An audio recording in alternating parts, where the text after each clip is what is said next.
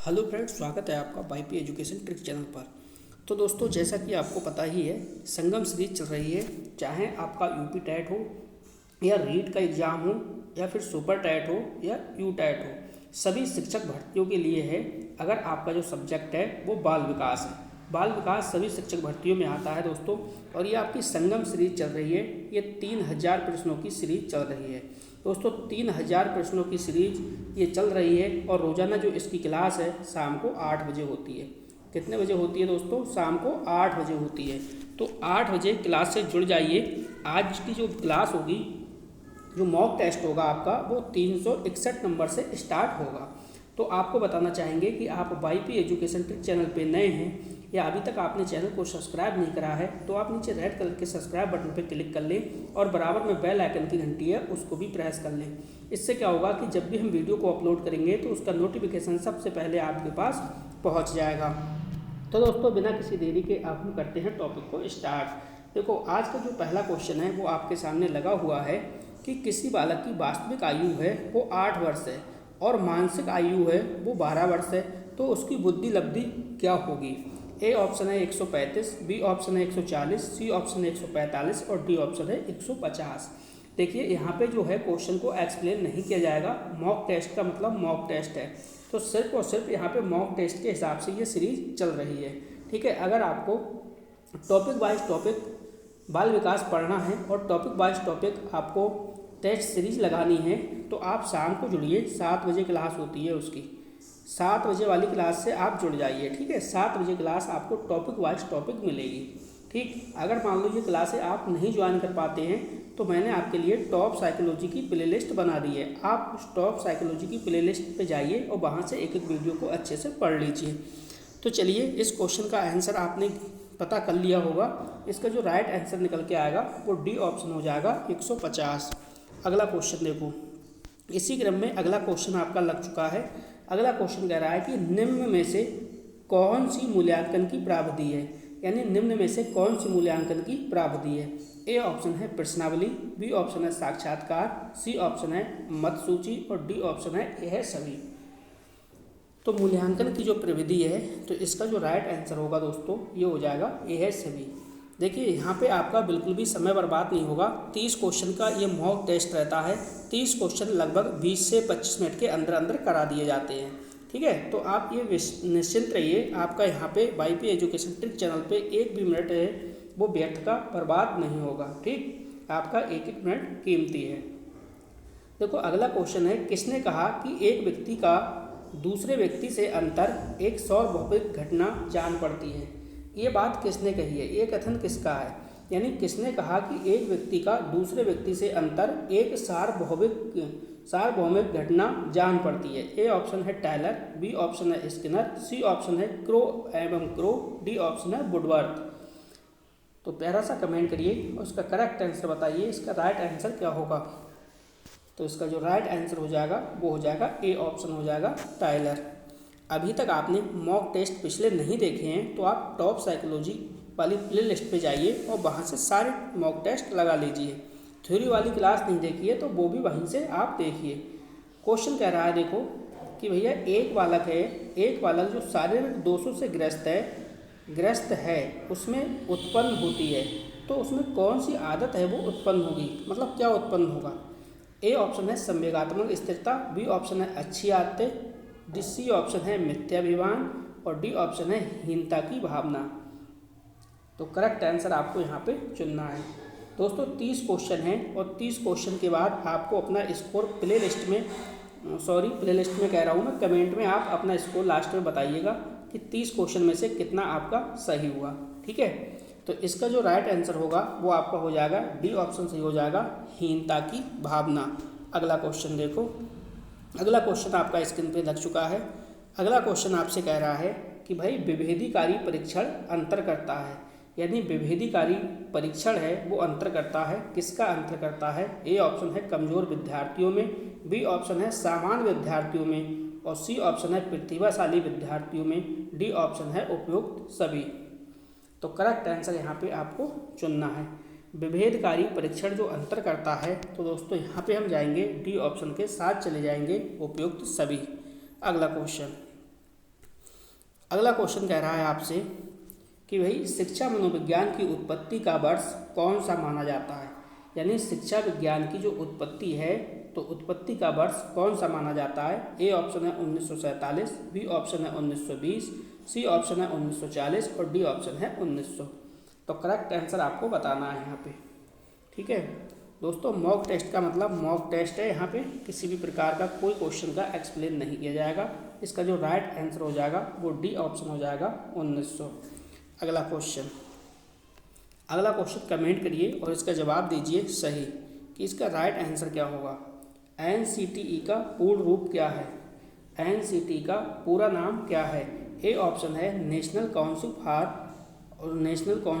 Council of technical education, B option है national curriculum for technical education, C option है इसमें national council of teacher education और D option है national curriculum of for teacher education. तो correct answer यहाँ पे आपको चुनना है। एक आंसर बिल्कुल सही है वो आपको चुनना है। तो चलिए इसमें देखिए करेक्ट आंसर क्या होगा आपका। सी ऑप्शन बिल्कुल सही हो जाएगा। सी ऑप्शन क्या कह रहा है, national council of teacher education. ठीक है, सी ऑप्शन इसका बिल्कुल सही है। चलो अगला क्वेश्चन देखो। अगला क्वेश्चन भी आपकी स्क्रीन पे लग चुका है। निम्नलिखित में से जन्मजात अभिप्रेरक कौन सा है। देखो यहाँ पे जन्मजात अभिप्रेरक की बात कर रहा है। जैसे मैं आपको क्वेश्चन करा रहा हूँ ऐसे ही सेम टू सेम आपको पेपर में देखने को मिलेंगे। ठीक है, मैं वही क्वेश्चन इसमें डालता हूँ जहाँ से आपको पेपर में फंसने की संभावना है। ए ऑप्शन है निद्रा, बी ऑप्शन है खेलना, सी ऑप्शन है प्रशंसा और डी ऑप्शन है क्रोध। देखो जन्मजात की बात कर रहा है तो यहाँ पे आपको इसका आंसर पता लग गया होगा। जन्मजात जो अप्रेरक है क्या होगा, निद्रा, यानी ए ऑप्शन बिल्कुल इसका सही है। दोस्तों चैनल को सब्सक्राइब नहीं करा है तो चैनल को सब्सक्राइब कर लीजिए और वीडियो को ज़्यादा से ज़्यादा दोस्तों में शेयर कर दीजिए। अगला क्वेश्चन है देखिए, विशिष्ट बालकों के अंतर्गत निम्न में से कौन सा बालक आता है। यहाँ पे कह रहा है विशिष्ट बालकों के अंतर्गत। ए ऑप्शन है पिछड़ा बालक, बी ऑप्शन है प्रतिभाशाली बालक, सी ऑप्शन है मंद बुद्धि बालक और डी ऑप्शन है यह सभी। देखो यहाँ पे विशिष्ट बालक की बात कर रहा है, ये बात आपको ध्यान रखना है। तो विशिष्ट बालक की बात कर रहा है तो यह सभी हो जाएगा। डी ऑप्शन बिल्कुल सही है। चलिए अगला क्वेश्चन देखो। अगला क्वेश्चन कह रहा है कि शिक्षण के आधार पर इसके कितने चर हैं। यानी शिक्षण के आधार पर इसके कितने चर हैं। करेक्ट आंसर आपको यहाँ पे चुनना है। ए ऑप्शन है 1, बी ऑप्शन है 2, सी ऑप्शन है 3 और डी ऑप्शन है 4। शिक्षण के आधार पर कितने चर हैं। तो शिक्षण के आधार पर कितने चर हैं, 3 चर हैं। सी ऑप्शन इसका बिल्कुल राइट होगा। अगला क्वेश्चन देखो। अगला क्वेश्चन क्या कह रहा है। अगला क्वेश्चन कह रहा है कि पाठ्यक्रम निम्नलिखित में से शिक्षण के कौन से चर में आता है।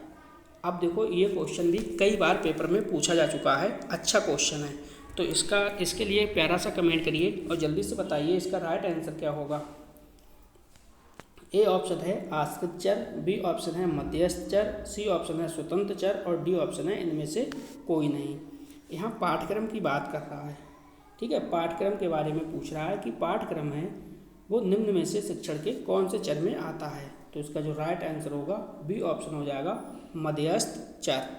चलो अगले बढ़ते हैं, अगला क्वेश्चन देखते हैं। अगला क्वेश्चन हमारा क्या है देखिए। अगला जो क्वेश्चन कह रहा है आपसे, अगला क्वेश्चन आपसे कह रहा है कि किसी भी बालक के मानसिक रूप से आश्वस्त होने का क्या कारण है। देखो कोई बच्चा पूर्ण रूप से मानसिक रूप से यानी मानसिक रूप से आश्वस्त है तो उसके आश्वस्त होने का क्या हो सकता है कारण।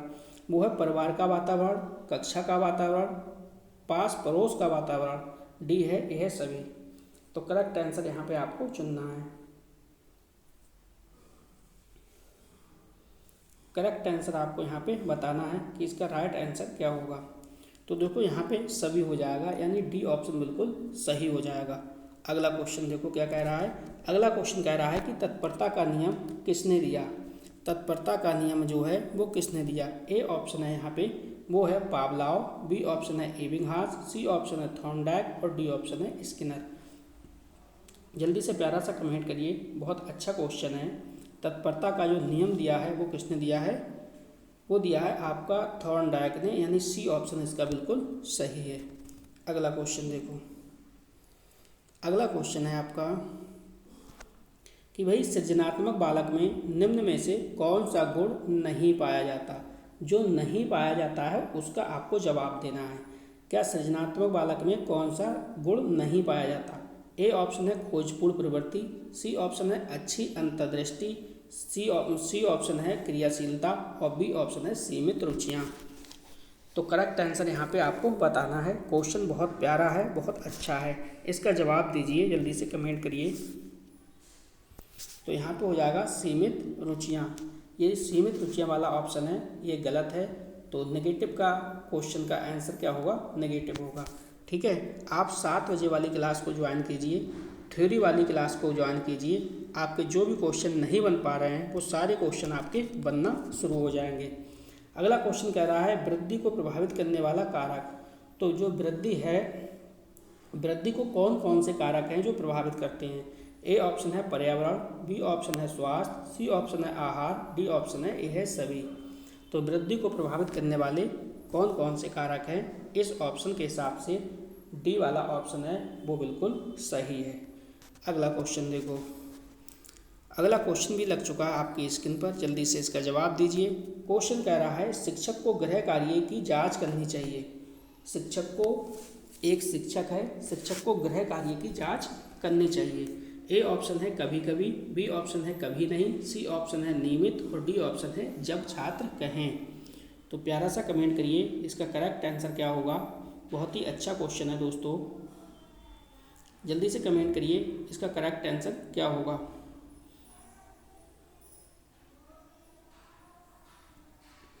तो इसका करेक्ट आंसर क्या होगा, नियमित। यानी शिक्षक को गृह कार्य की जांच करनी चाहिए, वो नियमित करनी चाहिए, रोजाना करनी चाहिए। चलो अगला क्वेश्चन देखो दोस्तों, वीडियो को लाइक कर लीजिए। ये बिल्कुल निःशुल्क क्लास चल रही है आपकी और पूरे 3000 प्रश्नों की दोस्तों सीरीज ये चलेगी। तो निम्नलिखित में से कौन सी अक्षमता केवल जन्मजात होती है। अब देखो अक्षमता की बात कर रहा है और केवल किसकी बात कर रहा है, जन्मजात की बात कर रहा है। तो दृष्टि दोष क्या जन्मजात होता है, या श्रवण दोष, या फिर मूक बधिर, या फिर मंदबुद्धि। करेक्ट आंसर यहाँ पे आपको चुनना है। क्वेश्चन बहुत अच्छा है। देखो कह रहा है निम्न में से कौन सी अक्षमता है केवल जन्मजात होती है। तो केवल जो जन्मजात होगी वो मंदबुद्धि होगी, यानी डी ऑप्शन के साथ अपन इसमें चलेंगे। अगला क्वेश्चन देखो, अगला क्वेश्चन भी आपके स्क्रीन पे लग चुका है। क्वेश्चन आपसे कह रहा है कि एक प्रभावी शिक्षक के लिए आवश्यक है कि, यानी एक प्रभावी शिक्षक है उसके लिए क्या आवश्यक है, वह उच्च जाति से संबंधित हो, उसका उच्च सामाजिक आर्थिक स्तर हो, वह संप्रेषण में निपुण हो, या वह कठोर हो। तो करेक्ट आंसर यहाँ पे चुनना। क्वेश्चन अच्छा है ये भी। एक प्रभावी शिक्षक के लिए आवश्यक है कि वह संप्रेषण में क्या हो, निपुण हो, वह संप्रेषण में निपुण हो, यानी सी ऑप्शन के साथ जा सकते हैं।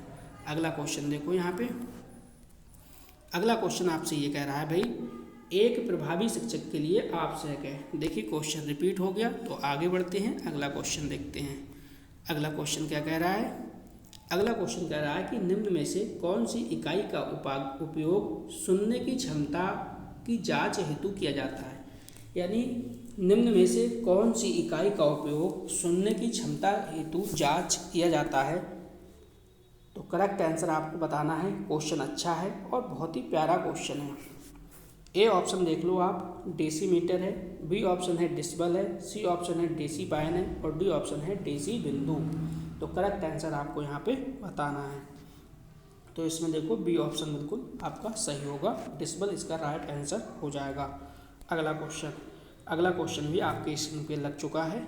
अगला क्वेश्चन देखो क्या कह रहा है कि निम्न में से कौन सी सृजनात्मकता की विशेषता नहीं है। अब जो नहीं है उसको चुनना है, यानी नेगेटिव का आंसर क्या होगा, नेगेटिव होगा। तो देखो ए ऑप्शन है मौलिकता, बी ऑप्शन है उत्पादकता, सी ऑप्शन है अपरिवर्तनशीलता और डी ऑप्शन है नवीन खोज, नवीन ज्ञान की खोज। तो एक ऑप्शन सही है, जो सही ऑप्शन है उसको आपको यहाँ पे चुनना पड़ेगा। चलिए प्यारा सा कमेंट करिए और बताइए निम्न में से सृजनात्मकता की विशेषता नहीं है। तो सी ऑप्शन के साथ चलेंगे अपन। सी ऑप्शन जो है आपका वो हो जाएगा अपरिवर्तनशीलता। क्या हो जाएगा, अपरिवर्तनशीलता। ठीक है, चलो आगे की ओर चलते हैं, अगला क्वेश्चन देखते हैं। ये क्वेश्चन भी हमने बहुत प्यार से आपको समझाया था थ्योरी वाली क्लास में। मस्तकाधोमुखी एवं निकट से दूर का क्रम किस प्रकार का अंग है? ए ऑप्शन है चेतना, बी ऑप्शन है विकास, सी ऑप्शन है विवृद्धि और डी ऑप्शन है संशोधन। तो जल्दी से इसका जवाब दीजिए, इसका करेक्ट आंसर क्या होगा। क्वेश्चन अच्छा है, काफ़ी बेहतरीन क्वेश्चन है। तो इसका राइट आंसर क्या हो जाएगा? बी ऑप्शन हो जाएगा विकास। क्या हो जाएगा? विकास।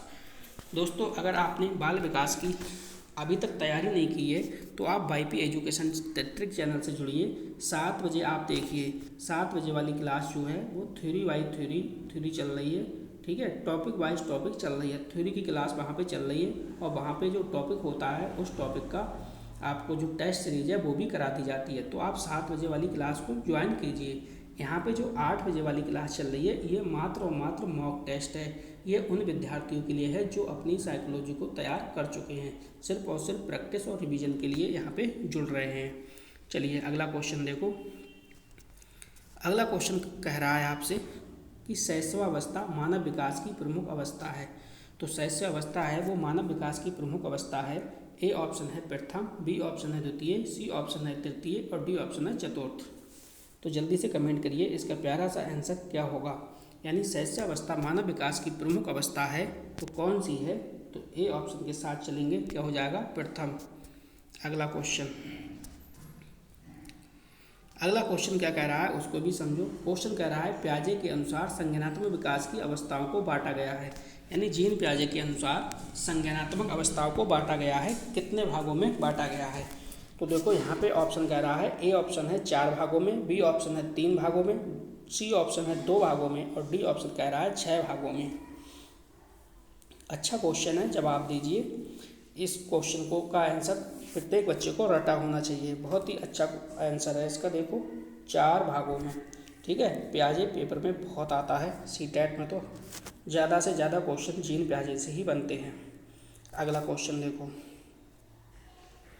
अगला क्वेश्चन कह रहा है कि लड़का पैदा होने के लिए उत्तरदायी क्रोमोसोम है। यानी लड़का पैदा होने के लिए उत्तरदायी जो क्रोमोसोम है वो कौन से हैं? तो ए ऑप्शन है XS, बी ऑप्शन है XP, सी ऑप्शन है XY और डी ऑप्शन है CX। तो जल्दी से बताइए इसका राइट आंसर क्या होगा। 384 नंबर क्वेश्चन है, लड़का के पैदा होने के लिए उत्तरदायी जो क्रोमोसोम है वो क्या होगा? सी ऑप्शन होगा, यानी XY इसका करेक्ट आंसर हो जाएगा। अगला क्वेश्चन देखो। अगला क्वेश्चन भी आपकी स्क्रीन पे लग चुका है। अगला क्वेश्चन आपसे कह रहा है कि बालक की प्रथम पाठशाला है, यानी जो बच्चा है बालक है उसकी प्रथम पाठशाला क्या है? ए ऑप्शन है परिवार, बी ऑप्शन है समाज, सी ऑप्शन है गांव, डी ऑप्शन है विद्यालय। तो बालक की जो प्रथम पाठशाला है, बताइए करेक्ट आंसर इसका क्या होगा। प्रथम पाठशाला की बात कर रहा है तो बच्चे का जो है परिवार, बालक की प्रथम पाठशाला क्या होगा? परिवार इसका सही आंसर होगा। अगला क्वेश्चन देखिए यहाँ पे। अगला क्वेश्चन कह रहा है कि मास्टर ग्रंथि के नाम से जाना जाता है। यानी मास्टर ग्रंथि के नाम से जाना जाता है। ए ऑप्शन है गल ग्रंथि को, बी ऑप्शन है उपगल ग्रंथि को, सी ऑप्शन है उपवर्ग ग्रंथि को और डी ऑप्शन है पीयूष ग्रंथि को। तो जल्दी से कमेंट करिए 386 नंबर क्वेश्चन का करेक्ट आंसर क्या होगा। मास्टर ग्रंथि के नाम से जाना जाता है तो इसमें जाएंगे हम डी ऑप्शन के साथ, क्या हो जाएगा? पीयूष ग्रंथि को। चलिए अगला क्वेश्चन देखो। अगला क्वेश्चन है हस्तलिपि की शिक्षा दी जानी चाहिए। यानी हस्तलिपि है तो हस्तलिपि की जो शिक्षा है वो दी जानी चाहिए। कैसे बच्चों को? सामान्य बालकों को, पिछड़े बालकों को, मंद बुद्धि बालकों को या प्रखर बुद्धि बालकों को? जल्दी से कमेंट करिए। हस्तलिपि की शिक्षा दी जानी चाहिए, किस टाइप के बच्चों को दी जानी चाहिए? तो करेक्ट आंसर होगा पिछड़े बच्चों के लिए, यानी पिछड़े बालकों के लिए। बी ऑप्शन इसका बिल्कुल सही है। नेक्स्ट क्वेश्चन है दोस्तों, चैनल को सब्सक्राइब नहीं करा तो आप चैनल को सब्सक्राइब करके रखिए और बेल आइकन की घंटी को भी प्रेस करके रखिए, ठीक है। इस वीडियो को ज़्यादा से ज़्यादा अपने दोस्तों में शेयर करिए और YP एजुकेशन ट्रिक चैनल यानी आपका अपना परिवार है उसको आप बढ़ाइए। चलिए अगला क्वेश्चन देखो। क्वेश्चन कह रहा है आपका सतत व्यापक मूल्यांकन में व्यापक शब्द का अभिप्राय है, यानी व्यापक शब्द का क्या अभिप्राय है। ए ऑप्शन है संज्ञानात्मक, बी ऑप्शन है सह संज्ञानात्मक, सी ऑप्शन है ये दोनों, डी ऑप्शन है इनमें से कोई नहीं। तो करेक्ट आंसर आपको यहाँ पे चुनना है। चलिए बताइए इसका राइट आंसर क्या होगा। प्यारा सा कमेंट करिए जल्दी से। जब 30 क्वेश्चन हो जाएं तो उसके बाद आप कमेंट करके बताना कि जो आपके करेक्ट क्वेश्चन हो रहे हैं वो कितने हो रहे हैं, 30 में से आपके कितने क्वेश्चन सही हो रहे हैं। तो इसमें क्या होगा, इसमें सी ऑप्शन बिल्कुल सही हो जाएगा, ये है दोनों। अगला क्वेश्चन देखो। अगला क्वेश्चन यहाँ पे कह रहा है कि व्यक्ति से संवाद करने की प्रक्रिया क्या कहलाती है, यानी कोई व्यक्ति है, व्यक्ति से संवाद करने की जो प्रक्रिया है वो क्या कहलाती है। ए ऑप्शन है संप्रेषण, बी ऑप्शन है ग्राहकता, सी ऑप्शन है प्रदाता और डी ऑप्शन है संचारकर्ता। तो जल्दी से कमेंट करके बताइए इसका राइट आंसर क्या होगा। व्यक्ति से संवाद करने की जो प्रक्रिया है क्या कहलाती है, वो हो जाएगी आपकी संप्रेषण, यानी ए ऑप्शन इसका बिल्कुल सही हो जाएगा। अगला क्वेश्चन देखो। अगला क्वेश्चन आपसे क्या कह रहा है दोस्तों। अगला क्वेश्चन आपसे ये कह रहा है भाई प्राथमिक शिक्षा में मदद करता है, यानी जो प्राथमिक शिक्षा है उसमें मदद करता है। ए ऑप्शन क्या है बच्चे का सामाजिकरण, बी ऑप्शन है बच्चे का लोकतांत्रिकरण, सी ऑप्शन है पाठ्यक्रम की समझ और डी ऑप्शन है इनमें से सभी। तो प्राथमिक शिक्षा में मदद करता है, तो सही जवाब इसका आपको देना है। आज की वीडियो का ये लास्ट क्वेश्चन है। पूरे 30 क्वेश्चन हमने दोस्तों कंप्लीट कर लिए। अब आप कमेंट करके बताइए कि 30 क्वेश्चन में आपके कितने सही हुए। ठीक है, तो सभी स्टूडेंट कमेंट करिए 30 क्वेश्चन में से किस किस के कितने सही दोस्तों हुए हैं। शाम को ये 8 बजे क्लास चलती है। ठीक है, मॉक टेस्ट वाली जो क्लास है वो शाम को 8 बजे होती है और थ्योरी वाली जो क्लास चल रही है वो शाम को 7 बजे चल रही है। 7 बजे वाली क्लास में जो टॉपिक होता है रोज़ाना उसकी टेस्ट सीरीज भी करा दी जाती है। ठीक है, तो जो इसका जो करेक्ट आंसर हो जाएगा आपका वो हो जाएगा बच्चे का लोकतांत्रिकरण, यानी बी ऑप्शन इसका बिल्कुल सही है। तो बस दोस्तों इस वीडियो में इतना ही था। वीडियो देखने के लिए आपका बहुत बहुत धन्यवाद। मिलते हैं नेक्स्ट वीडियो में न्यू टॉपिक के साथ। आपका दिन शुभ हो।